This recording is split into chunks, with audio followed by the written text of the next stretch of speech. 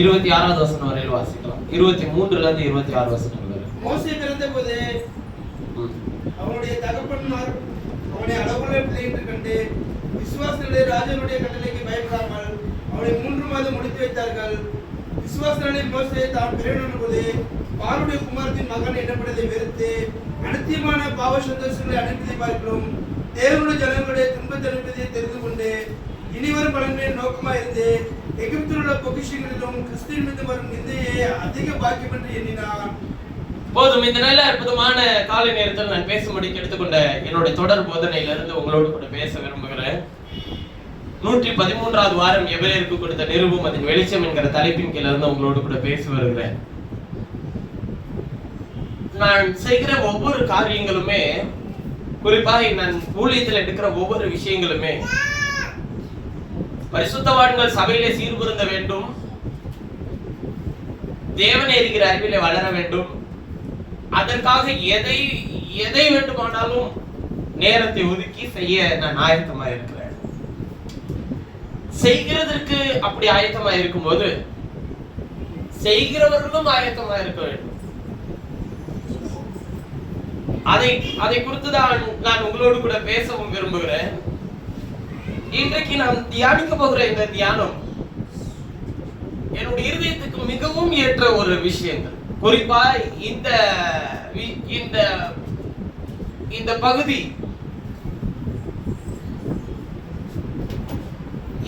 என்னிடத்தில் என்னவெல்லாம் சொன்னாரோ அத்தனையும் நான் உங்களுக்கு மறைக்காமல் பேச நான் விரும்புகிறேன். சில விஷயங்களை பேசும்போது இதனுடைய தொடர்ச்சியை நான் அடுத்த விஷயத்துக்கு நான் வைத்துக் கொள்வேன். அப்படியெல்லாம் நான் சில விஷயங்கள் பண்ணுகிறது உண்டு. ஆனால் இந்த ஒரு காரியத்தை நான் முற்றிலுமாய் பேச அதுக்கு முடிவா இருக்குமா பிரதர் அப்படின்னா அதுக்கு முடிவு கிடையாது.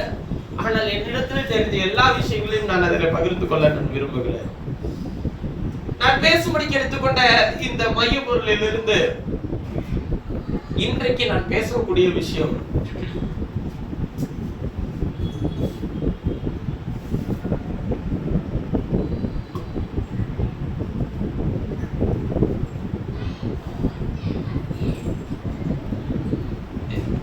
கேட்டதுக்கு அப்புறமேட்டு உங்க வாழ்க்கையில ஒருவேளை இது நடக்கலாம். சரிங்களா?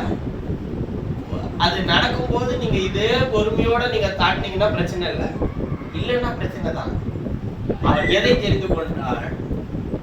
அவன் துன்பத்தை தெரிந்து கொண்டான்.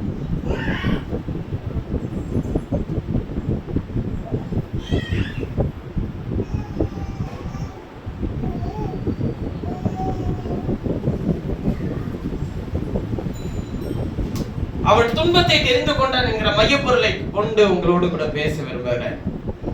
இதை பேசும்போது என்னுடைய இருதயத்துல நீங்க ஒவ்வொருத்தருக்கும் ஒவ்வொரு மாதிரி யோசிச்சிடக்கூடாதுன்றதுக்காக முதல்ல ஒரு டிஸ்க்ளைமர் மாதிரி போட்டுறேன். முதல்ல என்னுடைய வாழ்க்கையில் இருக்கிற விஷயங்கள் எல்லாம் துன்பங்களா இருக்கிறதுனால நான் அதை தெரிந்து கொண்டிருக்கிறேன் என்று நீங்கள் நினைப்பீர்களானால் அதுக்கும் எனக்கும் எந்த சம்பந்தமும் இல்லை. நான் அதை குறித்து எதையுமே பேச விரும்பவில்லை. நான் பேசுகிற இந்த துன்பத்தை அவன் எப்படி தெரிந்து கொண்டான் என்பதும் இது நம்முடைய வாழ்க்கையோடு கூட எப்படி சரியாய் புரிந்து வருகிறது என்பதை குறித்தும் இருக்கிற காரியங்களே வேறு. சரி, கவனிங்கள். மோசேயை குறித்து வேதம் சொல்லுகிறது, மோசேயினுடைய வீட்டில் எங்கும் உண்மையுள்ளவனா இருந்தான் அப்படிலாம் வேதத்தில் வாசிக்கிறோம். ஆனால் இந்த 23வது வசனத்தில் எபிரேயர்ல இடம்பெற வேண்டுமானால் விசுவாசத்தினால் ஒரு காரியத்தை செய்திருக்க வேண்டும். மோசே பிறந்த போது அவனுடைய தாய் தகப்பன்மார் அவனை அழகுள்ள பிள்ளை என்று கண்டு விசுவாசத்தினால ராஜாவினுடைய கட்டளைக்கு பயப்படாமல் அவனை 3 மாதம் ஒளித்து வைத்தார்கள். எத்தனை மாசங்கள் குழந்தையை ஒளிச்சு வச்சாங்க? 3 மாசம். ஒரு ஒரு கற்பனையாக விஷயத்தை சொல்லுகிறேன். அதாவது நான் என் கண்களுக்கு முன்பாக அதை காட்சிப்படுத்தி நான் பேச விரும்புகிறேன். மோசேயினுடைய தாயும் தகப்பனும் பிள்ளையை பெற்றெடுத்த போது அந்த ராஜா என்ன கட்டளை போடுகிறான் என்றால், பார்வோன் என்ன கட்டளை போடுகிறான் என்றால், எபிரேய ஸ்திரீகளில் பிறந்த 2 வயதுக்கு கீழே இருக்கிற ஆண் குழந்தைகள் நீங்கள் எல்லாரையும் கொலை செய்யணும்னு சொல்லி கட்டளை போடுகிறார். இந்த கட்டளையின் சத்தம், மோசேயினுடைய தகப்பன் பேர் என்னங்க? அம்ரான். அவன் இருதை உடைக்கப்பட்டு, நான் ஒரு காட்சியாக தான் சொல்லுகிறேன். உடைக்கப்பட்டு எழுதியிருக்காங்க. நான் ஃபர்ஸ்டே சொல்றேன், ஒரு காட்சியா, ஒரு இருதயம் உடைக்கப்பட்டு தன் வீட்டிலே பிறந்த மூன்றாவது பிள்ளை மோசே, அவனை நாம் பலியாக ஒப்பு கொடுக்க போகிறோம். சத்ருவாகிய பார்வோன் இப்படிப்பட்ட கட்டளை பெற்றிருக்கிறானே அப்படின்னு சொல்லி அவன் தன்னுடைய மனைவியின் இடத்தில் சொல்லி இருப்பார். பிள்ளைகளுடைய ஜீவனை காப்பாற்றுகிறதற்காக ஜெபம் பண்ணி இருப்பார்கள். கண்ணீரோடு ராத்திரி முழுவதும் காத்திருந்திருப்பார்கள். அந்த 3 மாதமும் அவர்கள் ஜீவனை இழந்து போன ஒரு காரியமாக இருந்திருக்கலாம். எப்பொழுது நம்முடைய பிள்ளையை கொல்ல போகிறார்கள் என்று சொல்லி எகிப்திலே இருக்கிறதான போர் சேவகர்கள் எல்லாம் ஒவ்வொரு வீட்டிற்குள்ளும் பிரவேசித்து பிள்ளையை எடுத்து கொலை செய்கிறதற்காக உள்ளே பிரவேசிக்கிற சத்தம் கேட்கப்படும் போதெல்லாம் எப்பொழுது நம்முடைய வீட்டிற்கு வருவார்கள் என்கிற பயத்தோடு கூட இருக்கலாம். ஆனால்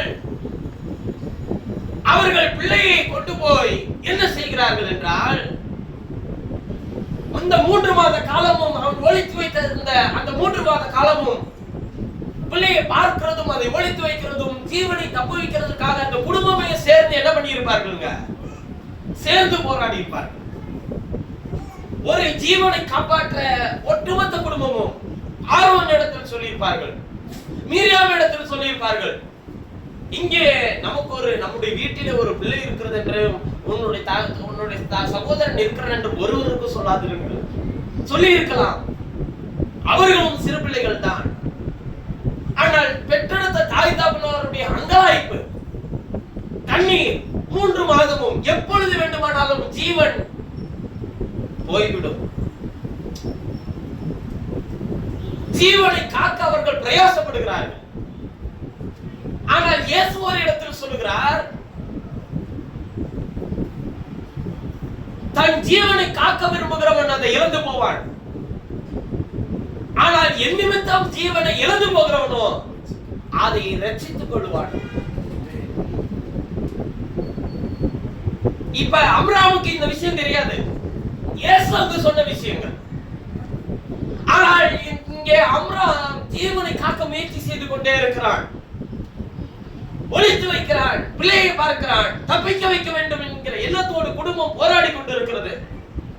பக்கத்து வீட்டில் இருக்கிற பிள்ளையை கொன்று போடுகிறான். போர் சேவகர்கள் வந்து எகிப்தின் மருத்துவச்சிகள் வருகிறார்கள். போர் சேவகர்கள் வரல, எகிப்தின் மருத்துவச்சிகளை அனுப்பி பிள்ளைகளுக்கு விஷத்தை வைத்துக் கொள்ள வேண்டும்ன்றதா கட்டளை. எகிப்தின் மருத்துவச்சிகள் வருகிறார்கள். எப்பொழுது நம்முடைய வீட்டிற்கு வந்து பிள்ளைகளுடைய சத்தம் கேட்டுச்சுன்னா என்ன ஆயிடுச்சு? ஜீவன் போச்சு. ஆனால் கர்த்தர் ஒரு நாள் அப்ராமுக்கு நான் மீண்டும் சொல்கிறேன், இது என்னுடைய கற்பனை.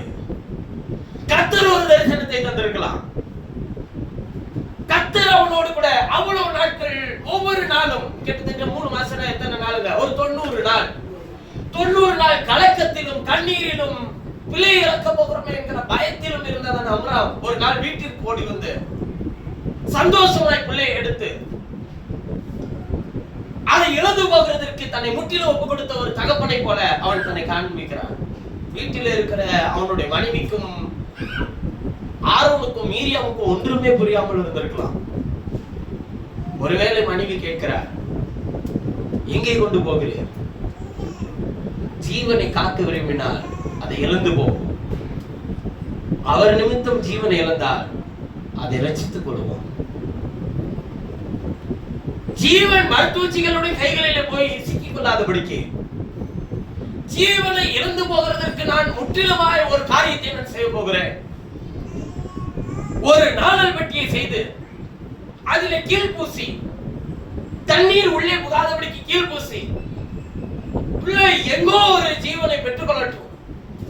அது நம்முடைய கண்களுக்கு முன்பாக ஜீவன் இழந்து போகிறதை என் கண்கள் காணாது அப்படின்னு சொல்லி ஒரு தீர்க்கமான ஒரு முடிவை எடுக்கிறான்.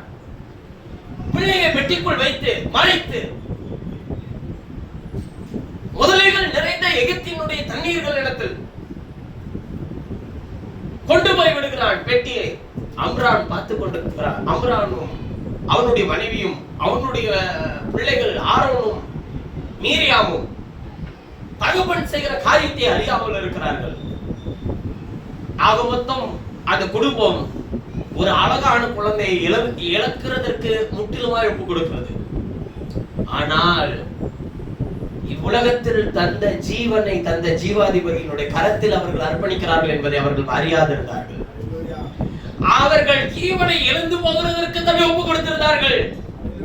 என் கண்களுக்கு முன்பாக ஜீவன் போகிறதற்கு நாங்கள் பார்க்கிறதற்கு எங்களுக்கு தைரியம் இல்லை. ஆகையினால் எப்படி சம்பவிக்க வேண்டுமோ சம்பவிக்கட்டும் என்று சொல்லி ஜீவனை இழந்து போக அந்த குழந்தையை பெட்டிக்குள் வைத்து அவர்கள் விட்டு விடுகிறார்கள். ஆனால் அவர்கள் ஒன்றை அறியாமல் இருக்கிறார்கள். அவர்கள் அப்படி செய்த காரியம் ஜீவாதிபதியினுடைய கரத்தில் அவர்கள் பிள்ளையை ஒப்பு கொடுத்திருக்கிறோம் என்பதை அறியாதிருந்தார்கள். ஜீவாதிபதியோ அந்த நாணல் பெட்டியை சரியாய் நகர்த்தி கொண்டு போய் எங்கே கட்டளை பிறந்ததோ அவனுடைய குமாரத்தி குளிக்க வரும்போது அவளிடத்தில் ஜீவாதிபதி கொண்டு போய் அந்த பெட்டியை சேர்த்தார். ஏனென்றால் அனைத்தும் ஜீவாதிபதியின் கரத்தில் இருக்கிறது. நீ ஒன்றை காப்பாற்ற முயற்சி செய்தால் உன்னால் எதையும் காப்பாற்ற முடியாது. ஆனால் அதை ஜீவாதிபதியினுடைய கரத்தில் ஒப்பு கொடுத்தால் அதை சரியாய் நகர்த்தி கொண்டு போக அவருக்கு மாத்திரமே தெரியும். நாம் ஒன்றை காப்பாற்ற எவ்வளவு முயற்சி செய்தாலும் ஒன்றையும் உங்களால் காப்பாற்ற முடியாது.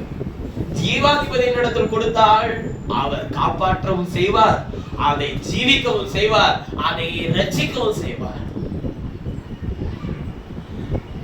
வார்த்தை எப்படி உறுதிப்படுத்த முடிகிறது பாருங்க. இப்ப விஷயம் என்னன்னா, விசுவாச பெற்றோர்களுக்கு இருந்துச்சு, எப்படியோ சம்பவிக்கட்டும். காரியம் என்ன? அவள் குளிக்க வரும்போது ஒரு நாணல் பெட்டி வருகிறதை பார்க்கிறார். அதை திறக்கும் போது உள்ளே பார்த்தால் அழகான ஒரு குழந்தை, ஒரு ஆண் குழந்தை.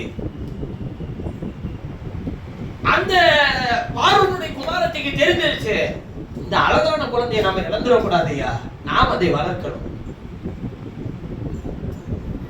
வளர்க்கணும்னு முடிவு பண்ற இந்த விஷயம் யாருக்கும் சொல்லக்கூடாது, பார்வோனுக்கு தெரியக்கூடாதுன்னு சொல்லி அவள் முடிவு செய்கிறாள். கூட இருக்கிறவர்கள் எல்லாம் ஒத்துழைக்கிறார்கள். அப்பொழுது நடந்தது என்ன? இப்ப பிள்ளைக்கு பால் கொடுக்கணும். யாரை வரவழைத்தார்கள்? மோசேயினுடைய தாய் அங்கே வருகிறார். எந்த ஜீவனை இழந்து விட்டோம் என்று அவள் நினைக்கிறாளோ அதே ஜீவன் இன்னொருத்தின் கைகளில் ஜீவனாக பிள்ளையாக அது வளர்ந்து கொண்டிருக்கிறது. கண்களுக்கு முன்பாகவே அது பெரியவனாகிறது. ஆனால் மோசேக்கு தெரியாது இந்த விஷயங்கள் எதுவுமே. அவன் தண்ணீரில் விடப்பட்ட விசுவாசம் தெரியாது, அவனை நகர்த்தி கொண்டு வந்தது தெரியாது, பார்வோனுடைய குமாரத்தின் கையில பெற்றுக் கொண்டது தெரியாது, தன் தாயினுடைய பாலை அவன் குடித்தது அவனுக்கு தெரியாது. இதெல்லாம் அறியாத ஒருவனா இருக்கிறான். ஆனால் வேதம் சொல்கிறது, விசுவாசத்தினாலே மோசே தான் பெரியவனான போது பார்வோனுடைய குமாரத்தின் மகன் எனப்படுவதை வெறுத்து, இவன் எப்படி பெரிய ஆள் ஆகிறான்? ஏன்னா இவனுடைய வாழ்க்கையினுடைய ஒவ்வொரு காரியமே விசுவாசத்தினாலதான் நடக்குது. இப்ப மோசே விசுவாசத்தினால பெரியவனான போது ஒரு நாள் தெரிஞ்சு போச்சு, நம்ம யாரு இல்ல, பார்வோனுடைய குமாரத்தி இல்ல, நம்ம யாரு, நாம ஒரு எபிரேயன் அப்படின்றத அவனுக்கு தெரிஞ்சிருச்சு. தெரிஞ்ச போது என்ன நடக்குதுன்னு கேட்டீங்கன்னா, அனித்தியமான பாவ சந்தோஷங்களை அனுபவிப்பதை பார்க்கிலும் தேவனுடைய ஜனங்களுடைய துன்பத்தை அனுபவிப்பதை அவன் என்ன பண்ணி தெரிந்து கொண்டு அதான் செய்தி ஆரம்பிச்சது. இருவரும் பலமே நோக்கமாய் இருந்து எகிப்தில் உள்ள பொக்கிஷங்களிலும் கிறிஸ்துவிலும் இந்த நிந்தையை அதிக வாக்கியம் என்று எண்ணினார். இப்ப நீங்க எதை தெரிஞ்சுப்பீங்க? அரண்மனை வாழ்க்கையா, துன்பத்தையா, இன்பத்தையா, துன்பத்தையா, எதை தெரிந்து கொள்வீர்கள்? நீங்கள் எதை தெரிந்து கொள்வீர்கள்? இன்பத்தையா துன்பத்தையா?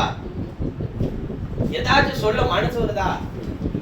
சொன்னா ஏதாச்சும் நடந்து வேற ஃபர்ஸ்டே டிஸ்க்ளைமர் வேற போட்டுட்டாங்க, அது பாட்டுக்கு வந்துருச்சுன்னா நான் என்ன பண்றது அப்படின்ற பயம் வேற.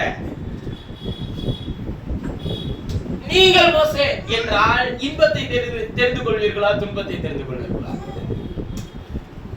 நாம் துன்பத்தை தான் தெரிந்து கொள்ள வேண்டும். ஏனென்றால் தேவனுடைய ஜனங்களோட துன்பத்தை அனுபவிப்பதை தெரிந்து கொண்டான். அவன் வாழ்க்கையில துன்பத்தை அனுபவிக்க தெரிந்து கொள்ள விஷயம் புரியுதா உங்களுக்கு? நம்முடைய வாழ்க்கையில இருக்கிற துன்பத்தை அனுபவிக்க நம்மளை தெரிந்து கொள்ள, அந்த துன்பத்தை அனுபவிக்க போறோமா இன்பத்தை அனுபவிக்க போறோமா அது தெரியாது. ஆனா தேவனுடைய ஜனங்களோட துன்பத்தை அனுபவிப்பதை தெரிந்து கொண்டு இனிவரும் பலமே நோக்கமாய் இருந்து எகிப்தில் உள்ள பொக்கிஷங்களிலும் கிறிஸ்துவின் நிமித்தம் வரும் நிந்தையை அதிக வாக்கியம் என்று எண்ணினார். கவனிங்கள், விசுவாசத்தினால அதர்சனமானவர் தரிசிக்கிறது போல உறுதியாய் இருந்து ராஜாவின் கோபத்துக்கு பயப்படாமல் எகிப்தை விட்டு போனார்.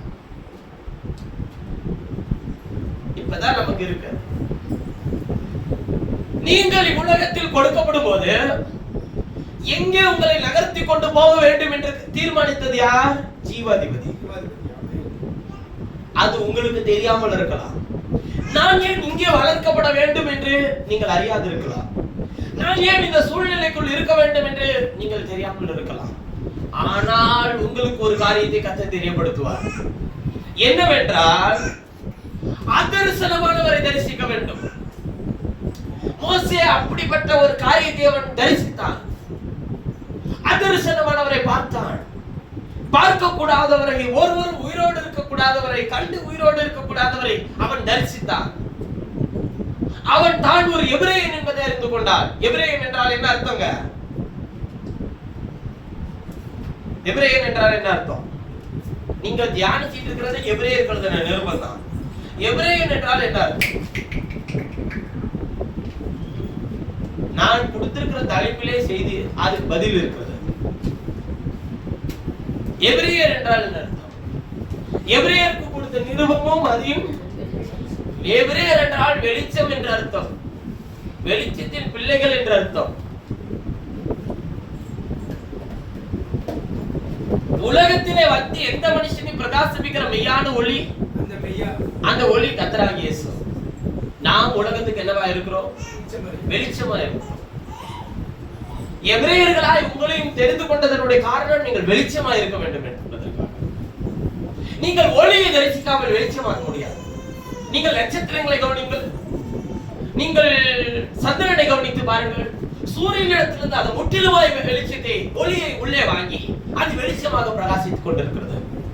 ஞானவான்கள் ஆதாய மண்டலத்தின் ஒளியை போலவும் இருப்பார்கள் என்று தானியேல் 12வது அதிகாரத்தில் சொல்லுகிறார். தேவன் உங்களை இனியும் அப்படிதான் வைக்க விரும்புகிறார். அவரிடத்தில் இருக்கிறதான ஒளி நம்முடைய வாழ்க்கையை பிரகாசிப்பித்து வெளிச்சத்தின் பிள்ளைகள் என்பதை அடையாளப்படுத்துகிறதா இருக்கிறது. மோசே பெரியவனான போது பார்வோனுடைய குமாரத்தின் மகன் எனப்படுவதை வெறுத்து அநித்தியமான பாவ சந்தோஷங்களை அனுபவிப்பதை பார்க்கிறோம். தேவனுடைய ஜனங்களுடைய துன்பத்தை அனுபவிப்பதை தெரிந்து கொண்டு, அப்ப பாவ சந்தோஷங்களை அனுபவித்தால் அது உலகத்தில் இன்பமாக இருக்கலாம். ஆனால் தேவனுடைய ஜனங்களோடு எதை தெரிந்து கொண்டான் அவள்? துன்பத்தை. எதனால் துன்பம்? பரிசுத்தமாய் வாழ்கிறதுனால் வரக்கூடிய துன்பம் இருக்கிறது. தேவனுடைய சித்தத்தை செய்கிறதுனால் வரக்கூடிய துன்பம் இருக்கிறது. ஒண்ணு இல்ல, ஒரு நன்மை செய்ய கூட்டாளியே சேர்ந்து போய் நீங்க பார்த்திருக்கீங்களா? நீங்க கர்த்தருடைய வார்த்தையின்படி நான் நடக்கிறேன் அப்படின்னு சொல்லி மட்டும் ஒரு முடிவு எடுங்களேன். உங்களை சுத்தி இருக்கிற எல்லா கூட்டமும் ஒன்னொன்னா கலட்டுறோம். இதே ஒரு பாவத்தை செய்ய போறோம்னு வச்சுக்கோங்களேன், நாம் கூப்பிடாத கூட்டம்னா ஒன்னா என்ன பண்ணும்? வரும். குரூப் வைஸா எங்க சேரும்னா தவறுதல்ல சேரும். ஆனால் சரியானதன் மேல் அது என்ன பண்ணாது? அதிக கவனத்தை செலுத்தாது, முக்கியத்துவம் கொடுக்காது. கவனிங்கள், மோசே எப்பொழுது அதை தெரிந்து கொண்டார்? ஆளோட்டிகள் நிமித்தப்படுகிற துன்பத்தை ஒருவன் அனுபவித்துக் கொண்டிருக்கிறான். அவனுக்கு அறிவிக்கப்படுகிறது, நீ ஒரு எபிரேயன். அப்பொழுது எபிரேயனை துன்பப்படுத்துகிற ஒரு போர்ச்சேவனை பார்த்து அவனை அங்கே அடித்து அவனை மண்ணிலே புதைத்து போடுகிறான் மோசே. புதைச்சி போட்டோன்னு பார்வோனுக்கு பயந்து என்ன பண்றாங்க? ஓடுறான். துன்பத்தை அவன் தெரிந்து கொண்டான். அவன் சாட்சி பெறுகிறான் என்றால் அவன் திரும்பவும் வருகிறான். காட்சியில் அவர் எப்படி வருகிறார் என்று கேட்டால், ஜீவனை எப்படி அவனுக்கு கர்த்தர் கொடுத்தாரோ அந்த கர்த்தருக்காக தன் ஜீவனை ஒப்பு கொடுக்கவும் அவன் ஆயத்தமாக இருந்தான். இப்ப நாம் அதை குறித்து கொஞ்சம் தியானிப்போம். எபிரேயர்கள் நிருபம் 3ஆம் அதிகாரம் 2ஆம் வசனத்தை வாசிக்கிறோம். மோசே தேவனுடைய வீட்டில் எங்கும் உண்மையுள்ளவராய் இருந்தது போல இவரும் தம்மை ஏற்படுத்தினதற்கு உண்மையுள்ளவராய் இருக்கிறார். வீட்டை ஒன்று பண்ணினவன் வீட்டை பார்க்கிலும் அதிக கணக்குக்கூடியவனாய் இருக்கிறார். அதுபோல மோசையை பார்க்கிலும் இவர் அதிக மகிமைக்கு பாத்திரராய் இருக்கிறார். போதும். மோசே தேவனுடைய வீட்டில் எங்கும் உண்மையுள்ளவனாய் இருக்கிறான். ஒரு உண்மை உள்ளவன் என்று சாட்சி பெற வேண்டும் என்றால் அவன் கர்த்தர் கட்டளையிடப்படுகிறத படியெல்லாம் அவன் என்ன பண்ணணுங்க? செய்யணும். மோசே எகிப்தை விட்டு ஓடி வந்த பிறகு 40 வருஷம் எத்ரோவினுடைய ஆடுகளை மேய்த்துக் கொண்டு வனாந்தரத்தில் இருக்கிறார். அவன் திரும்பவும் கர்த்தருடைய அதர்சனமானவரை தரிசித்து திரும்பவும் எங்க போகிறாங்க? எகிப்துக்கு போகிறான். கவனிங்கள், எகிப்து என்றால் உலகம். நீங்கள் உலகத்தில் இருக்கிற வரையிலும் இவ்வுலகத்தின் அனித்தியமான பாவ சந்தோஷங்கள் உங்களை சந்தோஷமும் இன்பத்துக்கு நேராக நடத்துகிறது போல தோன்றும். ஆனால் இன்றைக்கு தேவனுடைய வார்த்தைக்கென்று வழி நடக்க வேண்டும் என்று நீங்கள் ஒப்புக் கொடுக்கிறீர்களோ அப்பொழுதே துன்பம் உங்களை தொடர ஆரம்பிக்கும். நீங்கள் பார்வோனுடைய குமாரத்தின் மகள் என்று எண்ணப்படுகிறதிலே அதை வெறுத்து என்று சொல்லி எழுதப்பட்டிருக்கிறது. பார்வோனுடைய குமாரத்தி யார்? பார்வோன் எதற்கு அதிபதியாயிருந்தான்? உலகத்துக்கு. பார்வோனுடைய குமாரத்தி என்று சொல்லப்படுகிறது எவை? எப்பொழுது ஒரு குமாரத்தி என்றால் ஒரு ஸ்திரீ. ஸ்திரீ என்றாலே அது சபையை அடையாளப்படுத்துகிறது. உலகத்திற்கேற்ற சபைகள் இங்கே அநேகம் உண்டு. உலகத்தை குறித்ததான தேவைகளை குறித்து பேசுகிற சபைகளும் இங்கே அநேகம் உண்டு. பார்வோனுடைய குமாரத்தின் மகன் என்று வளர்க்கப்படுகிற வரையிலும் அவன் ஒரு செழிப்பும் குறைவில்லாதவனாய் இருந்தானா இல்லைங்களா? எல்லா செழிப்பும் கிடைச்சிச்சு. அதுக்கப்புறம் போய் பிச்சை எடுத்தான்னு அர்த்தம் கிடையாது. நிறைய பேருக்கு அது புரிய மாட்டேங்குது. தேவன் உங்களை உலகத்தில் வளர்க்கிற வரையிலும் பார்வோனுடைய குமாரத்தி அவள் மோசை எடுத்து வளர்த்தாள். அவளுக்கு தெரியாது ஒரு ரட்சகனை வளர்த்துக் கொண்டு இருக்கிறோம் என்பது அவளுக்கு என்ன பண்ணாதுங்க? தெரியாது. ஒரு நித்திய ஜீவனை சுதந்திரித்துக் கொண்டிருக்கிறவனை வளர்த்துக் கொண்டிருக்கிறோம் என்பது அவளுக்கு தெரியாது. ஆனால் அவளுக்கு ஒரு நாள் தெரிந்தது, நான் எபிரேயன், நான் இந்த கூட்டத்தை சேர்ந்தவன் அல்ல, நான் இவளுடைய மகன் அல்ல, நான் ஒரு எபிரேயன், நான் ஒரு வெளிச்சத்தின் பிள்ளை என்று தெரிய வந்தது. அவன் பார்வோனுடைய குமாரத்தின் மகன் எனப்படுவதை வெறுத்து என்று சொல்லப்பட்டிருக்கிறது. அப்படியானால் என்ன? நாம் உலகத்தை விட்டு வெளியே வருகிறது மிக அவசியம். அதே போல பார்வோனுடைய குமாரத்தின் மகன் என்று எண்ணப்படுவது வெறுக்க வேண்டியதும் அவசியம். நான் சொல்லுகிறது என்ன? நீங்கள் ஒரு கிறிஸ்தவர்களா என்று கேட்டால் நான் ஒரு கிறிஸ்தவன் என்று சொல்லுகிறவர்கள் எத்தனை பேர்? நீ எந்த கிறிஸ்தவன் சொல்லி கேட்கறது தான் இன்னைக்கு நிறைய இருக்கு. நீ எந்த கிறிஸ்தவன்? நான் ஒரு ரோமன் கத்தோலிக்க கிறிஸ்தவன்,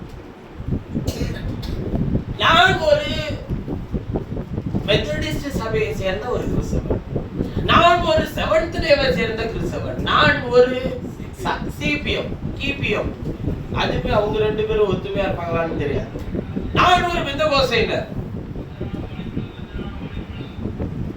நான் ஒரு அசெம்பிளி ஆஃப் காட், நான் ஒரு சர்ச் ஆஃப் காட்,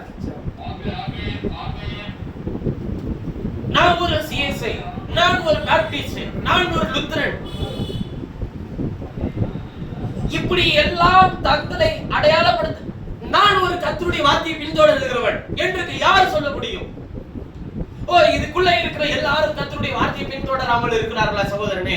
நீங்கள் கேட்கலாம், வேதம் இல்லையா? தேவன் ஸ்தாபனத்தை தோற்றுவிக்க உலகத்திற்கு வரவில்லை. ஸ்தாபனம் தோற்றுவிக்கப்பட்டது பிசாசினால் தான். வேதம் சொல்லுகிறது, நான் வெறுக்கிற நிக்கோலாய் மதஸ்தரின் கொள்கைகளை நீ வெறுக்கிறாய். மதத்தின் கொள்கை கிறிஸ்துவத்திற்குள் வந்தபோதே ஸ்தாபனம் தோற்றுவிக்கப்பட்டது. எல்லா ஸ்தாபனத்தையும் தோற்றுவித்தது இவ்வுலகத்தின் அதிபதியாக பிசாசு, பாலூனுடைய குமாரன். அவளை குறித்து வேதம் சொல்லுகிறது, அவள் வேசிகளுக்கும் சகல அருவருப்புகளுக்கும் தாய். யார் தெரியுமா? அந்த அருவருப்புகளுக்கு தாய் யார் தெரியுமா? அவளுக்கு சகோதரிகள் இருக்கிறார்கள் தெரியுங்களா உங்களுக்கு? வெளிப்படுத்தின விசேஷத்துல போய் பாருங்க.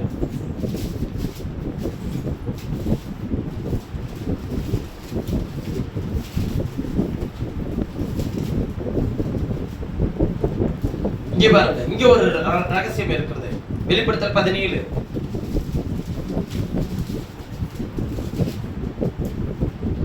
4வது வசனத்திலிருந்து வாசிங்க. இது ஒரு ரகசியம் தான். அந்த ஸ்திரீ இரத்தாம்பரமும் சிவப்பான ஆடையும் தரித்து பொன்னினாலும் ரத்தினங்களினாலும் முத்துக்களினாலும் சிங்காரிக்கப்பட்டு தன் வேசித்தனமாகிய அருவருப்புகளாலும் அசுத்தத்தாலும் நிறைந்த பொற்பாத்திரத்தை தன் கையிலே பிடித்திருந்தாள். மேலும் ரகசியம் மகா பாபிலோன் வேசிகளுக்கு எப்படி வாசிக்கணும்னா, மேலும் ரகசியம் இது ஒரு ரகசியம். அது என்ன ரகசியம் பைபிள் சொல்லுதுன்றத பாருங்க. மகா பாபிலோன் அது என்னவா ரகசியத்துல? மகா பாபிலோன் தான் ரகசியம். வேசிகளுக்கும் பூமியில் உள்ள அருவருப்புகளுக்கும் தாய் என்னும் நாமம் அவள் நெற்றியில் எழுதியிருந்தது.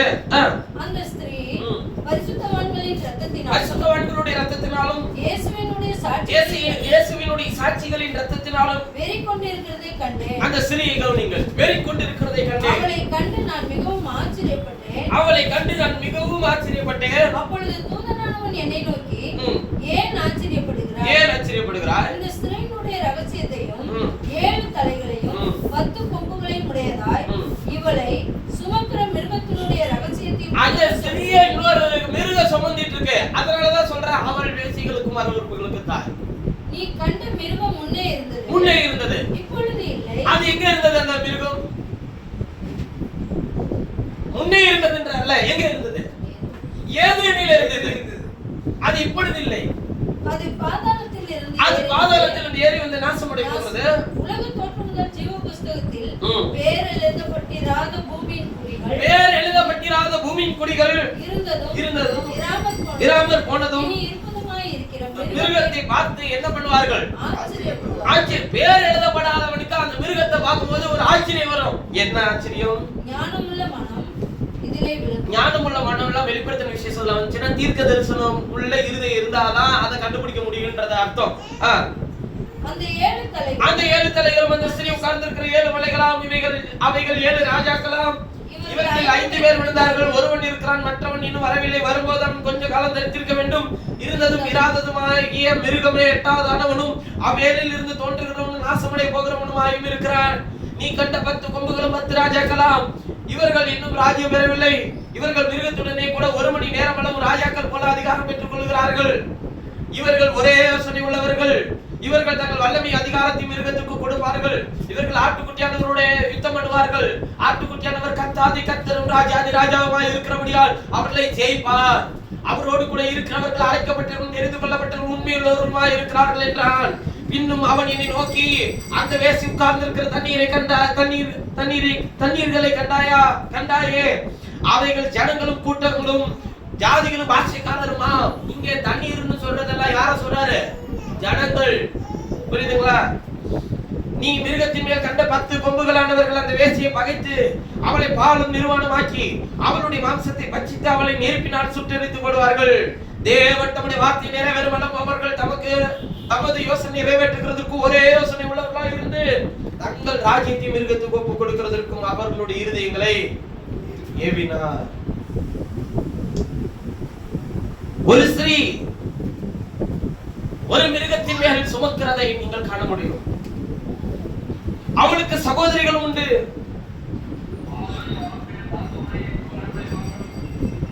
அதை நீங்கள் 18வது அதிகாரத்தில் வாசிக்க முடியும். அவளுக்கு சகோதரிகள் உண்டு. ஏன் என்று நான் சொல்லுகிறேன் என்றால் கவனித்து பாருங்கள். அவளுடைய சகோதரிகள் யார்? இந்த ஸ்திரீ யார்? முதல்ல இதை கண்டுபிடிப்பா, அப்புறமேட்டு அந்த சகோதரிகள் இருக்கும். இந்த ஸ்திரீ யார்? முதலாவது இந்த ஸ்திரீ யார்?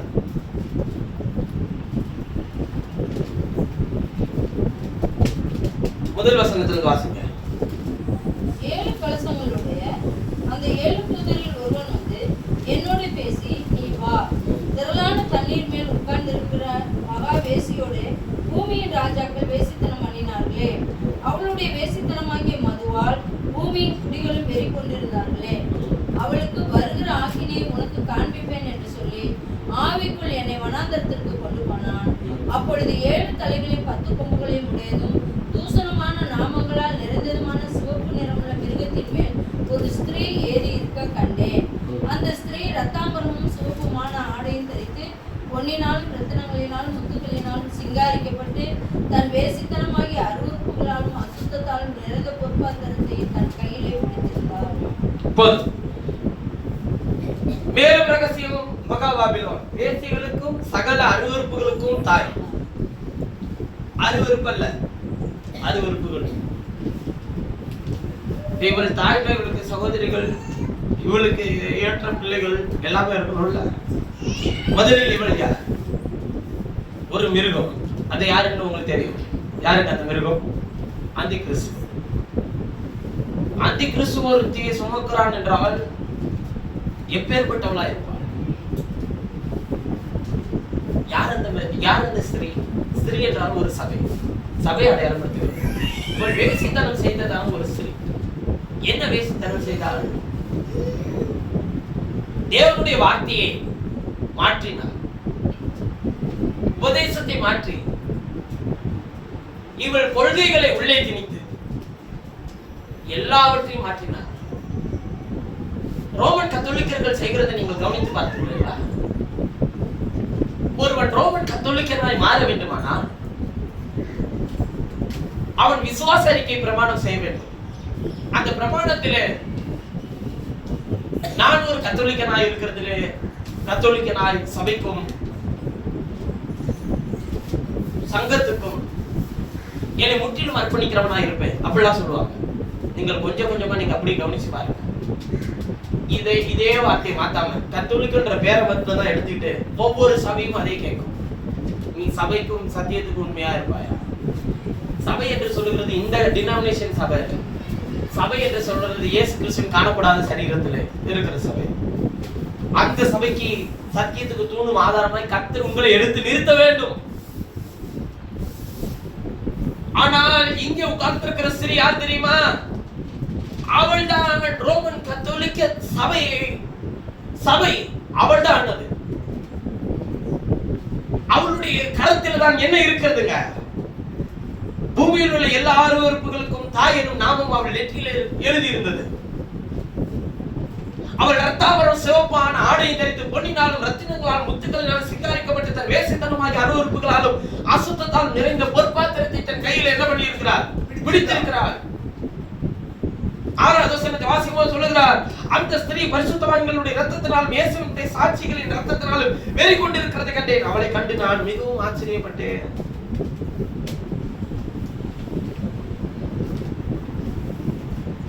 இதோட ரகசியத்தை எல்லாம் சொல்றேன்னு சொல்லி கூட்டிட்டு போறாரு. ஏன் ஆச்சரியப்படல? இவள் யார் தெரியுமா?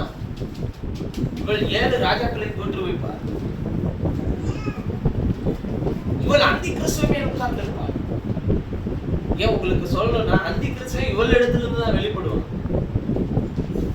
அந்தி கிறிஸ்து தான் இவளையே சுமந்துட்டு இருக்கிறான். எப்பொழுதும் அந்தி கிறிஸ்துவுக்கு எதிரடையான காரியங்களை மாத்திரமே செய்வான்.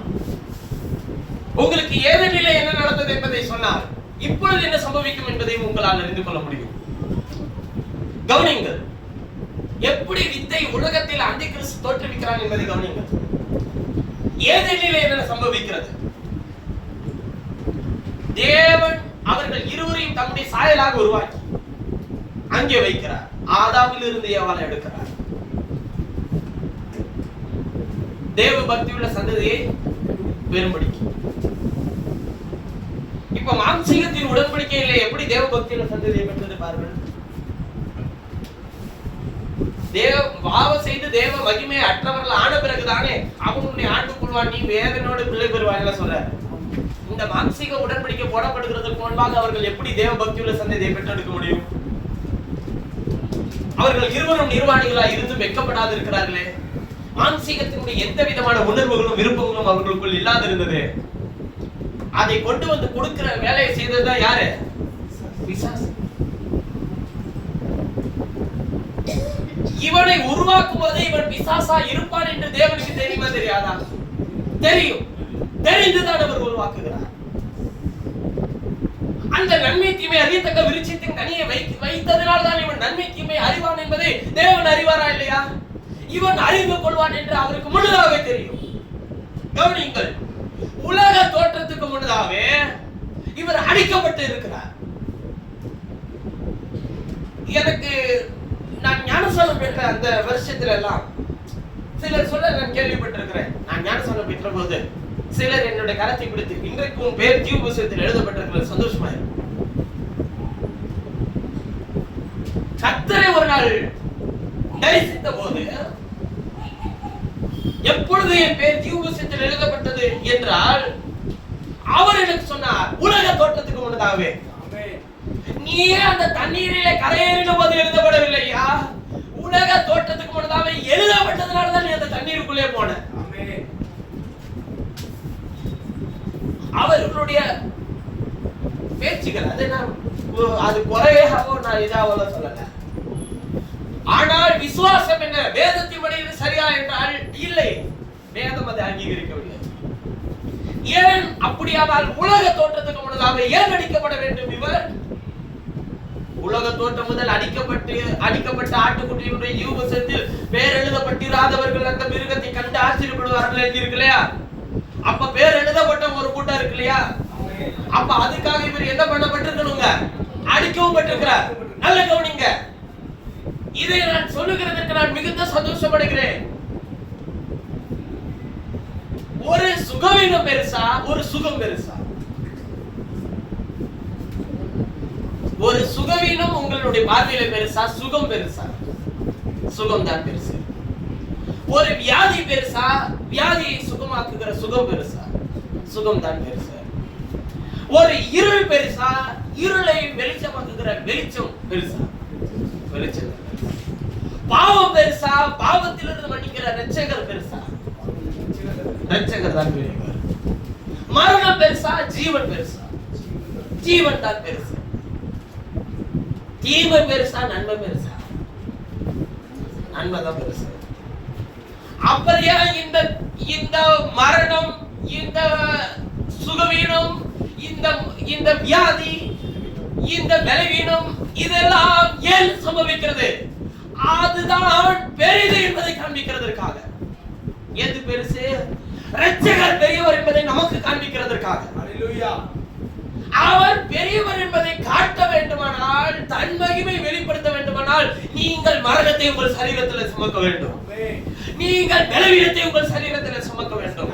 நீங்கள் உங்கள் வியாதியை சரீரத்தில் சுமக்க வேண்டும். அப்பொழுது சுகமளிக்கிறவர் யார் என்பதை உங்கள் மூலமாய் அவர் உலகத்திற்கு காண்பிக்க வல்லவராயிருக்கிறார். ஏனென்றால் அவர் எப்பொழுது பெரியவராயிருக்கிறார். அவர் உலக தோற்றத்துக்கு முன்னதாகவே அழிக்கப்பட்டிருக்கிறார் என்றால் அவர் உங்களுக்கு இரட்சகராக இருக்கிறார் என்பதை அவர் முன்னதாகவே காண்பித்தார். ஏனென்றால் பாவம் எப்படி வரும்? பாவத்திலிருந்து விடுதலையாக்க நான் முன்னதாகவே என்ன ஆயிரணும்? இரட்சகராக இருக்க வேண்டும். இவர் பாவம் வந்த பிறகு இரட்சகராகல, இவர் இரட்சகராக பிறகுதான் பாவமே வருது. அதான் நம்ம என்ன நினைக்கிறோம், இங்க ஒரு தப்பு செஞ்சோம்னா அதுக்கு என்ன சரி பண்றதுன்னு யோசிப்போம். இவர் சரியா ரெடி பண்ணி வச்சுட்டு தான் அங்க தப்பே வைக்கிறாரு. உங்களுக்கு புரியுதுங்களா நான் என்ன சொல்ல வரேன்? தவறை ஆயத்தம் பண்ணின பிறகு வழியை கண்டுபிடிக்கல, அவர் வழியை வச்சுட்டு தான் தவறை ஆயத்தம் பண்ணி வைக்கிறார். இப்ப யார் வரமாட்டானா அந்த வழியில? இந்த பேர் எழுதப்படாதவங்க வரமாட்டான். பேர் எழுதப்பட்டவன் அந்த வழியில வருவான். அவனுக்கு ஜீவன் உண்டாகாது. ஜீவனுக்கும் அவனுக்கு சம்பந்தமே இல்லை. மோசே கவனிங்கள், எகிப்திலே எல்லா குழந்தைகளும் மரித்தது. 2 வயசுக்கு கீழே இருக்கிற எல்லா ஆண் குழந்தைகளும். ஒருவன் தப்பித்தான். காரணம், ஜீவாதிபதி யாரை தப்புவிக்க வேண்டும் என்று அவருடைய கரத்தில் இருக்கிறவனை மோசே முன்னதாகவே காப்பாற்ற அவர் தீர்மானித்து விட்டார். அவனை கொண்டு செய்ய வேண்டிய காரியத்தை அவர் முன்னதாகவே என்ன பண்ணியாச்சுங்க, பார்த்தாச்சு. அதை மாற்ற முயற்சி செய்தான் சத்துரு முயற்சி செய்வான் எப்பொழுதுமே. சத்துருடைய வேலை என்ன? அழிக்கிறதா, உருவாக்குறதா? பிசாசினால் உருவாக்க முடியுமா? முடியாது. அழிக்க முடியுமா? முடியாது. என்ன செய்ய முடியுமா? கெடுக்க முடியும். எதை கெடுத்துருவான் தெரியுங்களா? தேவன் உருவாக்கி வச்சிருக்கிறத கெடுப்பான். அதை அழிவுக்கு நேராக அதுவே கொண்டு போக வச்சிருவான். இப்ப பாருங்க, காயம் யாரால் உண்டாச்சு? பொல்லாங்கினால் உண்டாச்சு. எப்படி உண்டாகும்? சர்ப்பம் வஞ்சித்ததுன்னு ஏவாள் சொல்றாரு. வஞ்சித்ததுன்னா கரைப்படுத்தினதுன்னு அர்த்தம். அதாவது உங்களுடைய பாஷையில கரைப்படுத்தினது அப்படின்னு இப்ப இதை எப்படி நீங்க புரிஞ்சுப்பீங்கன்னா, ஒரு ஸ்திரீ கரைப்படுத்தப்பட்டதனுடைய அடையாளம் அது. ஆனால் ஏவாள், நான் மீண்டும் சொல்லுகிறேன், ஏவாளை அப்படி செய்ய முடியாது. ஏனென்றால் ஏவாள் மகிமையின் சரீரத்தில் இருந்தார். எப்படி கரைப்படுத்தினார் தெரியுமா? இதை அப்போஸ்தலனாகிய பவுல் தெளிவா எழுதுகிறார். 2 கொரிந்தியர் 11:2 வாசிங்க பார்க்கலாம். 2 கொரிந்தியர் 11:2.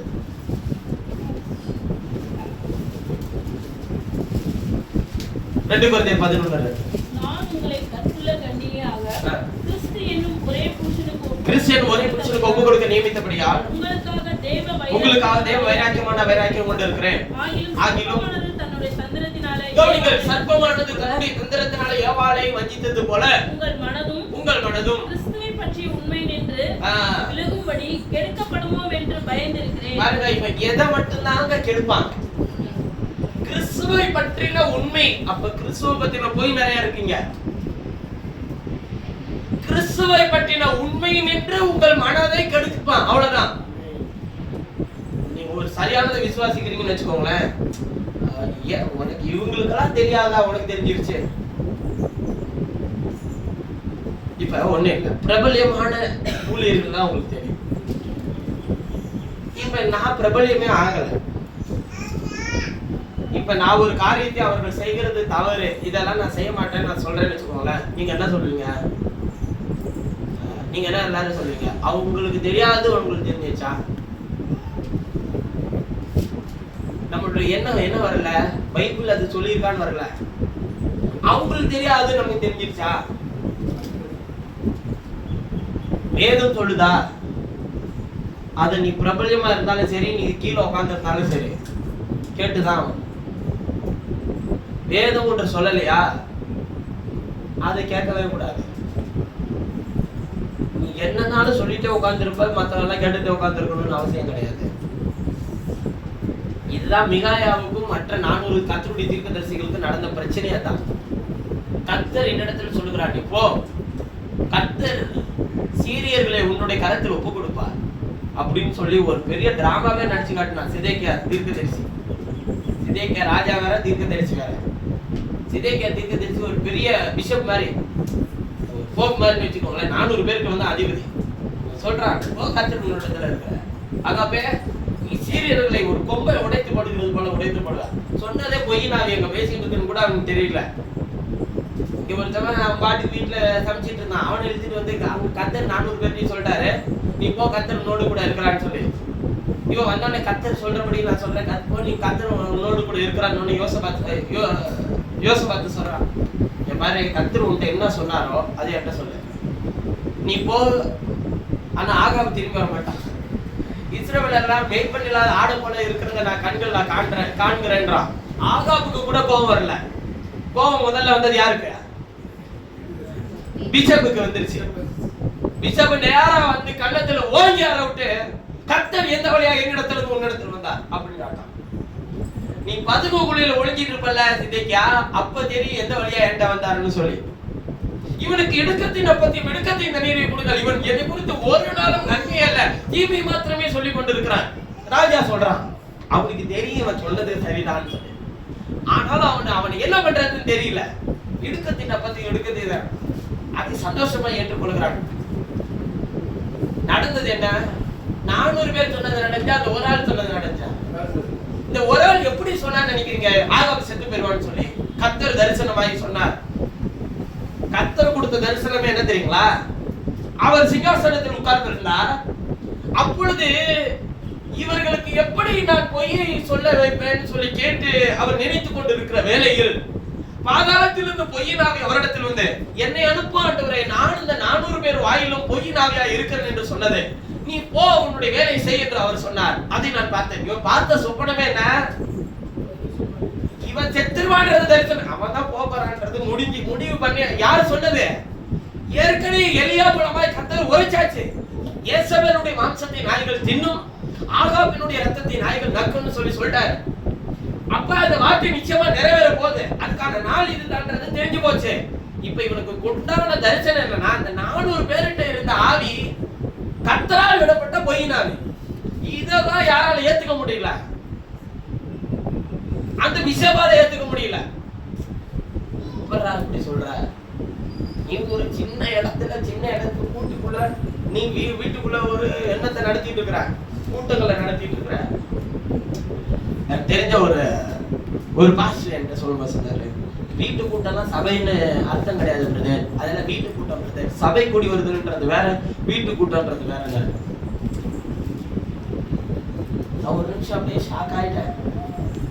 அவர்கள் வீடுகள் தோறும் அப்பமிட்டார்கள், அந்நிய நேரத்திலும் அப்ப சொல்ற உபதேசத்திலும் உறுதியா தரித்திருந்தார்கள். வீட்டு கூட்டம், வீடுல கூடி ஆராய்ச்சோம்னா வீட்டு கூட்டம், சபையில கூடி ஆராதிச்சோம்னா அது சபை கூட்டம். சபை கூடி வருது. நான் அவர்கிட்ட கேட்ட உண்மையான சபை கூடி வருதல் எது? உண்மையான சபை கூடி வருதல் எது? இந்த கேள்விக்கு மட்டும் பதில் சொல்லுங்கன்னு சொல்லுங்க.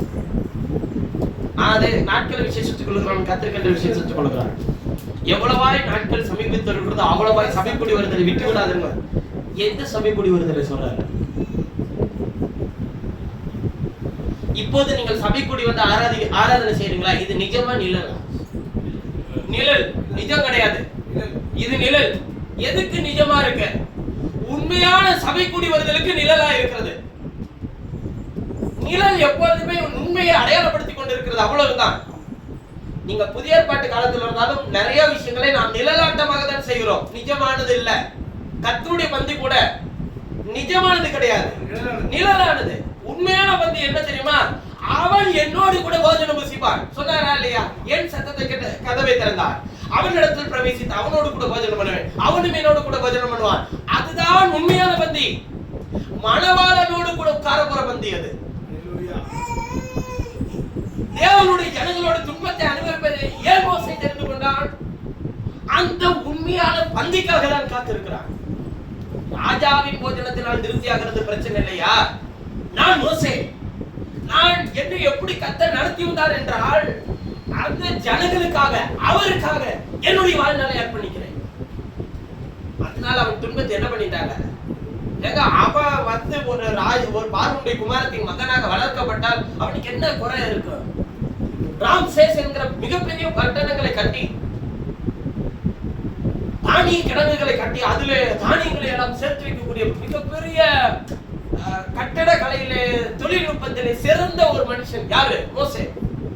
அதனாலதான் அவன்கிட்ட ஆசரிப்பு கூடாரத்தை கொடுத்தாரு. ஆனா மோசே கட்டக்கூடாது தெரியுங்களா? அதாவது கட்டட கலையிலே சிறந்த ஒரு மனிதன் இடத்துல ஆசரிப்பு கூடாரத்தோட பொறுப்பை கொடுத்துட்டு நீ கட்டக்கூடாது மோசேன்றாரு. ஏன்னா அவன் கட்டினா அப்படி கட்டுவான், அவன் சொந்த ஞானத்தை பயன்படுத்துவான். இதுல விசேஷமானவர்களை நான் தெரிந்து கொண்டிருக்கிறேன், அவர்களை வைத்து இந்த வேலையை செய்ய சொல்லுன்ற என்ன ஒரு ஆண்டவர் தெரியுங்களா? போட்ட முன்ன பின்ன கட்டினவன் ஒருத்தவனும் கிடையாது. நோவா வச்சு கட்டாமட்டாரு. வலையை போட்டு மீன் பிடிச்சவன கடல்ல தூண்டில் போட்டு உட்கார வச்சாரு. என்ன தெரியுமோ அதை கழட்டி விட்டுட்டு இன்னொரு இடத்துல உட்கார வைப்பாரு. அதான் ஆண்டவரோட வேலையை. உங்களுக்கு தெரிஞ்சதை செய்ய வைக்க ஒரு நாள் விட மாட்டார். படிச்சவனை கூட்டிட்டு போய் புரஜாதிட்ட கத்த விட்டாரு. படிக்காதவன் கூட்டிட்டு போய் இஸ்ரவேலர்கிட்ட பேச விட்டாரு. வேதபார பரிசேயர்கிட்ட பேசுறது பேதுரு. அவனுக்கு ஆனாடுனா கூட தெரியாது. யோவேலுக்கு தீர்க்க தரிசனத்தை எடுத்து பிரசங்கிக்கிறான்.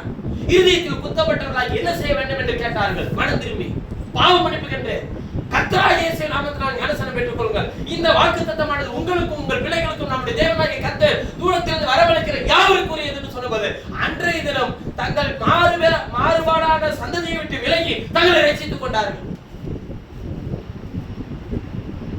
அப்போஸ்தலனாகிய பவுலை எடுத்துக் கொள்ளுங்கள். கமாலியனுடைய பாதத்தில் அமர்ந்து வேத எழுத்துக்களை கற்று தேர்ந்தவன். அவன் போய் பிரசங்கித்த இடம்லாம் பாத்தீங்களா? எவன் சொன்னாலாம் கேட்கவே மாட்டானா, அவன்கிட்ட போய் தான் அவன் பேசிட்டு இருக்கான். படித்தவர்கள்ட்ட இல்ல, படிக்காதவர்களிடம். படித்தவன்கிட்ட பேசினாலும் கேட்க மாட்டேங்கிறான். அப்படி இல்ல, இவன் உனக்கு தெரிஞ்சிருக்கல, நீ யூதர்கள்ட்ட போய் அவன் பிரசங்கிக்கல. ரோமாபுரிக்கு போனான், எபேசுக்கு போனான், கலாத்தியா பட்டணத்துக்கு போனான், எபேசியர் கொரிந்து பட்டணத்துக்கு போனான். இங்கெல்லாம் போய் சென்று அவர்களுக்கு வார்த்தையை பிரசங்கித்த போது என்ன நடந்தது? அவர்கள் கர்த்தரிடத்துக்கு திரும்பினார். நீங்கள் எதை வெறுக்கிறீர்களோ, உங்களால் எதை செய்ய முடியாது என்று சொல்லுகிறீர்களோ, அதை உங்களை கொண்டே செய்ய வைக்க தேவனுக்கு வல்லமை உண்டு. அதனால நாம எதையுமே வெறுக்க வேணாம், எதையும் செய்ய மாட்டேன்னு சொல்ல வேணாம். நீர் எதை எனக்கு கொடுக்குறீரோ அது முழு மனதோடு அப்படியே ஏற்றுக்கொள்கிறான். அவ்வளவுதான், பிரச்சனையே வராது. இல்ல இல்ல எனக்கு ஆண்டவர் இதை தான் தரணும் நீங்க முடிவு பண்ணீங்கன்னு வச்சுக்கோங்க, அது மறுபடியும் சொல்றேன், அது எப்படி இருக்கும்னா உங்களோட வாழ்க்கையில் அது எப்படி இருக்கும்னா விழாவுக்கு சவுக்கா இருக்கும், கண்ணுக்கு முள்ளா இருக்கும், எப்பவும் குத்திக்கிட்டே இருக்கும். சவுக்கெடுத்து விழாவில் அடிச்ச மாதிரி இருக்கும். நான் ஏன் தேர்ந்தெடுத்தேன் தேவனுடைய ஜனத்தோடு இருக்கிறதை முயற்சி செய்யுங்கள். தேவனுடைய பிள்ளைகளோடு கூட துன்பத்தை அனுபவிப்பதை தெரிந்து கொள்ளுங்கள். கர்த்தருடைய வார்த்தையோடு தரித்திருக்க முயற்சி செய்யுங்கள். எல்லா பாரம்பரிய ஸ்தாபன கோட்பாடுகளை விட்டு வெளியே வாருங்கள். எல்லா விதமான காரியத்தையும் செய்கிறதற்கு யோசித்து கர்த்தருடைய வார்த்தை எது என்பதை யோசித்து பார்த்து செய்யுங்கள். ஏனென்றால் நித்திய ஜீவனுக்கு அழைத்து கொண்டு போகிறவர் கர்த்தராகிய இயேசு மாத்திரமே.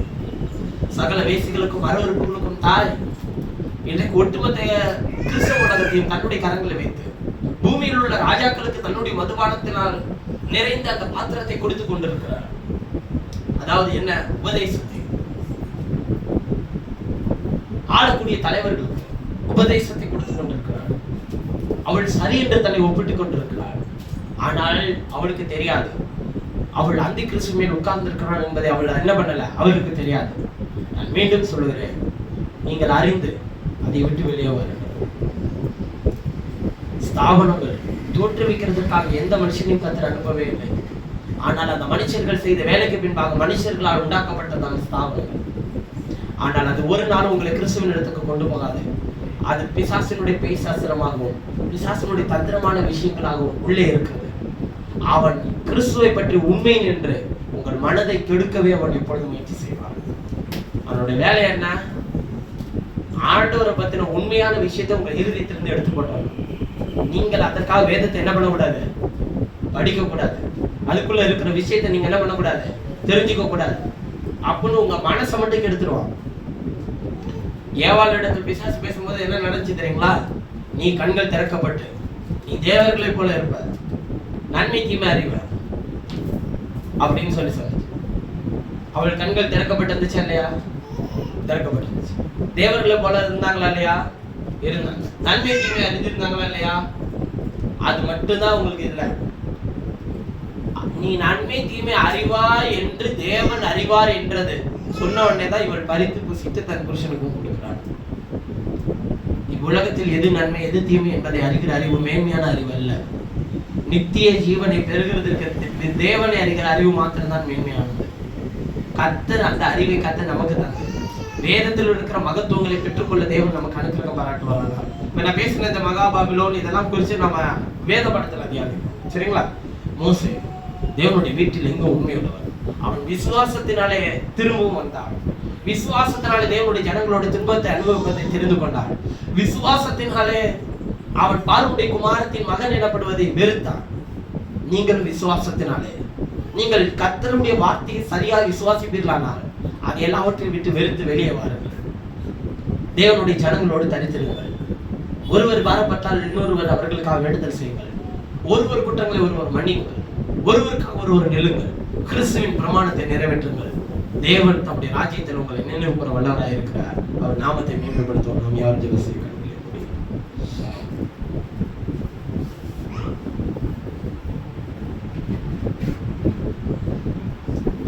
சீக்கிரம் எங்கள் பரலோக பிதாவே, நீர் கொடுத்த சத்தியங்களுக்காகவும் சத்திய வார்த்தைகளுக்காகவும் நன்றி.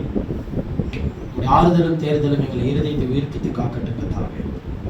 உங்களுடைய சமாதானம், உடைய இரக்கம், உடைய பிரசனம் உடைய பிள்ளைகளாகி எங்களுக்கு கிடைக்க உதவி செய்யும். எல்லா பலவீனங்களையும் நீக்கப்படும்.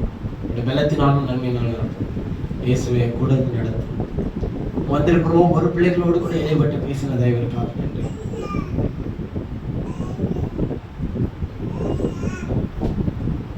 ஆர்வனுடைய குமாரத்தின் மகன், நாங்கள் ஒரு கத்தோலிக்கனாக, நாங்கள் ஒரு சிஎஸ்ஐ, நாங்கள் ஒரு மெத்தடிஸ்டாய், நாங்கள் ஒரு பாப்டிஸ்டாய், நாங்கள் ஒரு லுத்தரனாய், நாங்கள் ஒரு பெந்தகோஸ்தியனராய் என்று எண்ணப்படுவதை பார்க்கிறோம். நான் கர்த்தருடைய வார்த்தையை பெற்றவன் என்ற வெளிச்சத்தை பெற்றவன் என்று அதிலே தரித்திருக்கவே விரும்புகிறேன். நான் எந்த ஸ்தாபனத்தின் அடையாளத்தை சுமக்காமல் நான் கிறிஸ்துவின் சரீரத்தில் சுமக்க விரும்புகிறேன். கிறிஸ்துவின் வார்த்தையின் வாழ்க்கையில சுமக்க விரும்புகிறேன். அவருக்காக, அவருடைய வார்த்தைக்காகவே, சித்தத்தை செய்கிறதுக்காகவே என் முற்றிலும் அர்ப்பணிக்கிறேன் என்று சொல்லி என்னை ஒப்பு கொடுக்கிறேன். நீர் பொறுப்படுத்திக் கொள்ளும், நீர் பொறுப்படுத்திக் கொள்ளும். எந்த ஸ்தாபனமும் எங்களை நித்திய ஜீவனுக்கு கொண்டு போக முடியாது. எந்த பெயர் பலகையும் எங்களை நித்திய ஜீவனுக்கு கொண்டு போக முடியாது. அவைகள் இந்த உலகத்தின் சில அடையாளங்களுக்காகவே அவைகள் இருக்கிறது. நான் மீண்டும் சொல்லுகிறேன், நான் அந்த ஸ்தாபனத்துக்குள்ளே இருக்கிற ஜனங்களுக்கு எதிராளியான ஒன்று இல்லை. அவர்கள் பின்தொடர்கிற கொள்கைகளுக்கு எதிராக. ஏனென்றால் அந்த கொள்கைகளும் கோட்பாடுகளும் தோற்றுவித்தது கிறிஸ்து அல்ல, இவ்வுலகத்தின் அதிபதி.